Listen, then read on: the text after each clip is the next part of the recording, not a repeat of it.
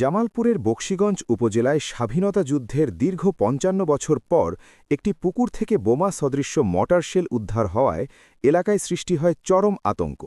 বুধবার ২২ এপ্রিল সন্ধ্যা ৭টার দিকে উপজেলার ধানুয়া কামালপুর ইউনিয়নের দক্ষিণ কামালপুর গ্রামের সাদা মিয়ার পুকুর থেকে বিপজ্জনক এই মর্টার শেলটি উদ্ধার করা হয়।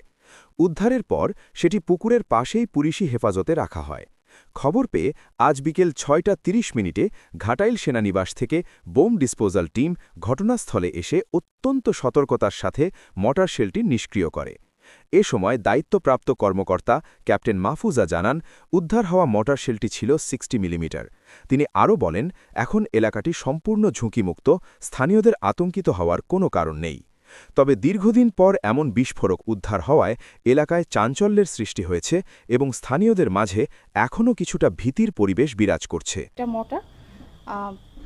এটা আমরা সফলভাবে নিষ্ক্রিয় করতে সক্ষম হয়েছি। এটা সক্রিয় অবস্থায় ছিল না, তবে এটার ভেতরে যে এলিমেন্ট ছিল সেটা ঝুঁকিপূর্ণ ছিল। আপাতত এখন এলাকা আশঙ্কামুক্ত আছে, নিরাপদ আছে, আপনারা নিশ্চিন্তে থাকতে পারেন। ধন্যবাদ।